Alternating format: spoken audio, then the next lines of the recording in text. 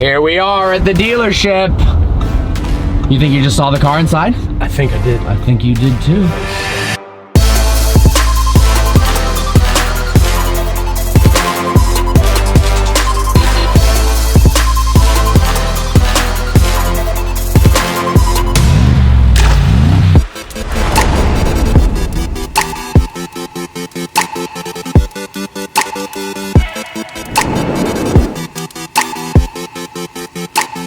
After a long 2-hour drive, we have finally arrived at the Mercedes dealership that Paul's friend is collecting, his new generation G63. I absolutely am in love with this new model. It drives better, it looks better. The outside, you know, it's questionable because it's different, but the interior is leagues above any G-Wagon that's ever existed before. And oh, by the way, look at this Brabus 850S.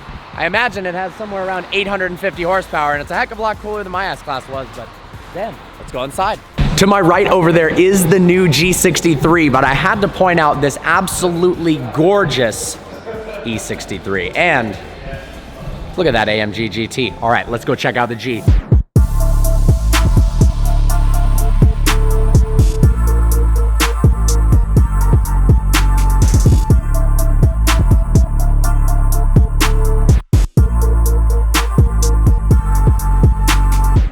Well, here it is, ladies and gentlemen, the first customer delivery in the UK and probably one of the first customer deliveries in the world of a 2019 G63. We're gonna do a little walk around on this, go over some of the differences, and then take it out for a drive. Now, as you guys can tell, the front of the G63 does look quite a bit different than the previous generation. We've got nice LED rounder headlights. The entire body itself feels more smooth.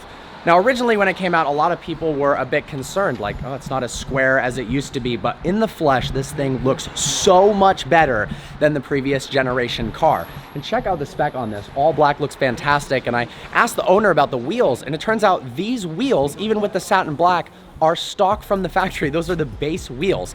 Come around back, we've got a little bit more of a rounded vibe. I love the new taillights, and check this out. The actual backup camera pops out from right there. But the coolest two things about the new G-Wagon are the new interior and the way that it drives. So let's hop inside, shall we? Look at that, the Brabus car is taking off, and on the interior, 35 miles on the clock, and that's just from the owner taking it for a quick spin. Now, just check out the interior on this, guys. They finally brought the S-Class and the E-Class into the G-Wagon's interior. As many of you know, despite the fact that a G-Wagon in the US, a G63, might cost you $165,000, the previous generation car's interior was lackluster at best. And also, despite the fact that it's used by practically every soccer mom and her husband in LA as just a grocery getter, the last gen car didn't drive all that well. The suspension was stiff. It was really geared for the off-road, yet nobody took it on the off-road. Now, finally, they've made a car that drives well on-road, looks savage, and has the technology of an S-Class. Let's check it out. And of course, they still have that signature noise when you shut the door that sounds like closing a bank vault. Oh, I love that. You can feel the acoustics have changed inside, but look how incredible the ambient lighting is. The air vents are gorgeous. The IWC clock, the leather throughout the interior, it just smells amazing in here. The Alcantara headliner. There's actually 3 real seats in the back instead of a bench seat. Come around to the steering wheel, very similar to an S63. Lovely chrome aluminum trim here, dual massive LED displays.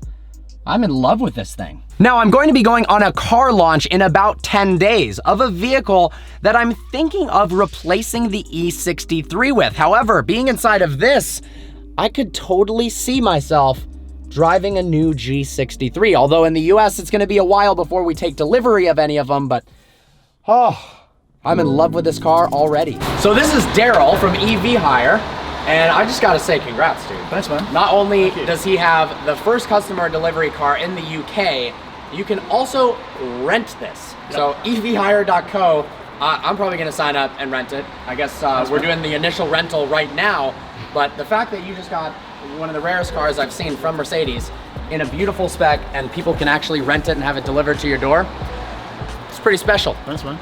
All right, we're gonna get an initial startup.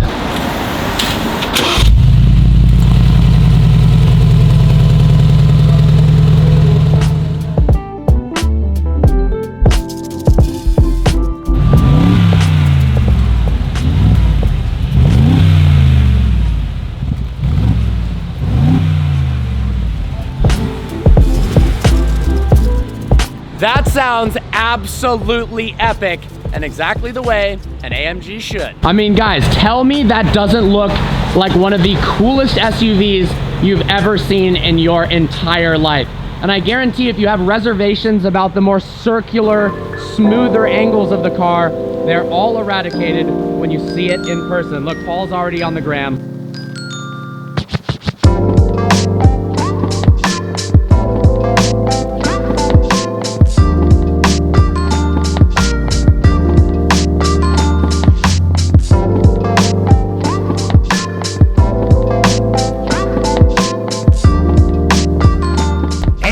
Just found myself behind the driver's seat of a 2019 G63. So we're gonna go ahead and put it in drive. It's got the familiar column shift. We're in comfort mode right now. One of the biggest changes is the ride quality with the adaptive dampers made by AMG in the new G-Wagon. So we're gonna go ahead and switch using the dynamic controller to Sport Plus mode because obviously, I said it in a British accent. What was that? Did you hear that? Sport Plus mode. I did. How was it? Like 2 out of 10? Yeah, about as good as my American accent. Yeah, yours is good. Everyone who I've heard who's British attempt to do an American accent sounds like Jeremy Clarkson. They're like, you're ready to do NASCAR? You're ready to do some NASCAR and drink beer. We even have an adjustable exhaust. Why would you ever turn the exhaust off? I'm not sure. We're in drive and off we go. Initially, right off the bat, the steering feels a lot lighter than the previous generation car, which is nice. It felt a little bit too stiff. So, ooh, the steering wheel feels good in your hand. Yeah.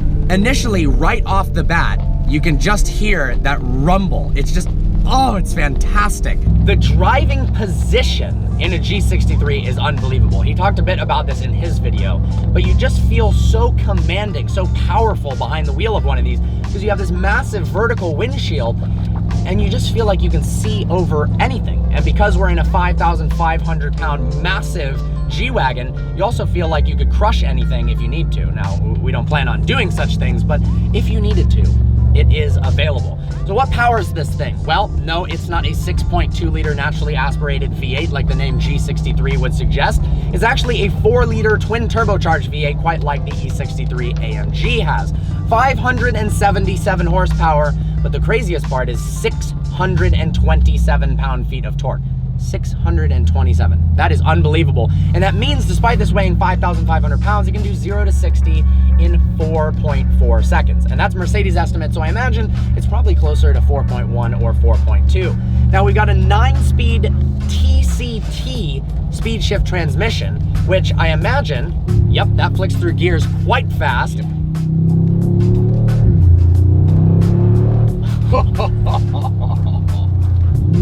Oh, those downshifts. Yeah. That sounds literally amazing. Yeah. This is so much torque. Oh my gosh. So we're not revving it all the way through because it is a brand new car, but even at half throttle, you can feel how much capability this thing has. Now, my favorite part about the G-Wagon, other than the sound and the looks and the new interior, is the fact that it actually drives nicely. This actually feels in a bit like piloting an S-Class. And that's not something that you ever would have thought in a G-Wagon of the past because it just drives like crap. It used to drive like absolute crap. But now, flicking it around a roundabout, it has limited body roll and it actually feels like a drivable car on a daily basis. This is the most capable daily driving G-Wagon I have ever experienced, and something that I'd actually highly consider as a replacement to the E63 because of how nice this is to drive, and then the practicality of there's 5.9 inches more legroom in the back than the previous model. You've got 3 nice seats, you've got heated seats in the back, dual 12.3-inch color screens that have every bit of the customizability as an S-Class. We've got all the ambient light options, dual ambient lighting, so you can have red on the top or purple on the bottom, whatever you really want. what do you like about this car, dude? The fact that they have actually listened to consumers Exactly, right? about what was wrong with the old one. Everything. Just kidding. And it improved it, but they've still kept the character.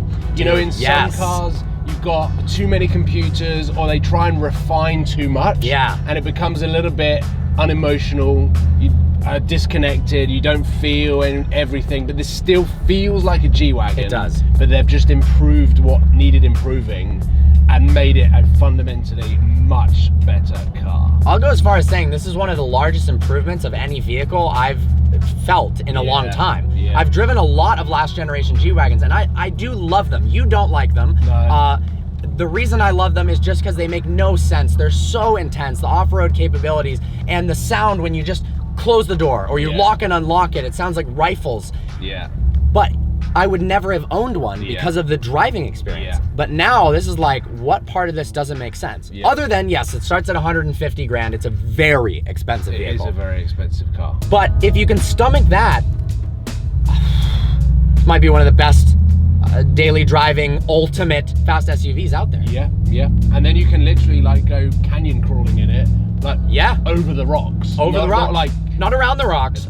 On top of them. We've got 3 independent locking differentials, same buttons as before, and all the off-road capability as before, but just a little bit more refined in a way that's positive and not in a way that's negative. Merc nailed it. Merc. I think I would rather have this than a Urus, actually. Do you know what? When I was driving it and I was trying to work it out in my head, whether I would have a Urus or whether I'd have one of these, I probably would maybe have one of these. Listen to that sound. Yeah.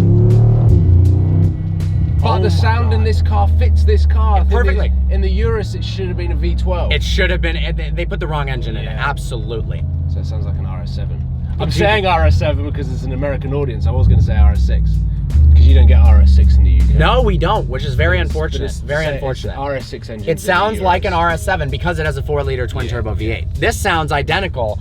It sounds like thunder. To, I was going to say my E63, but it doesn't. It's more thunderous. It's more G-Class. Yeah.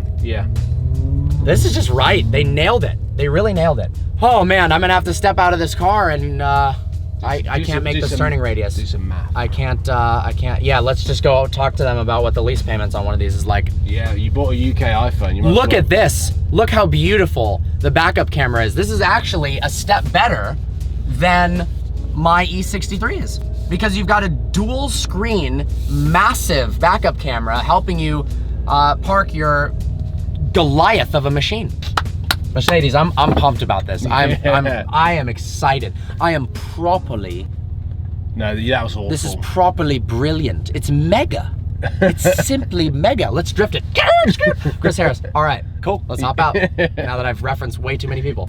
Well, I certainly have a lot of thinking to do. That was more of a memorable experience and much cooler of an SUV than I was even thinking, even though I dang well knew that the new G63 would be epic. It's fast, it sounds incredible, it's comfortable, it's beautiful, it's refined in a good way, and wow, I'm pretty stoked on the thing. So we're gonna head on back to Paul's house and watch this thing leave, because the rear end of this and the exhaust is epic. Well, congratulations again, dude. This car is freaking epic. Enjoy it in good health.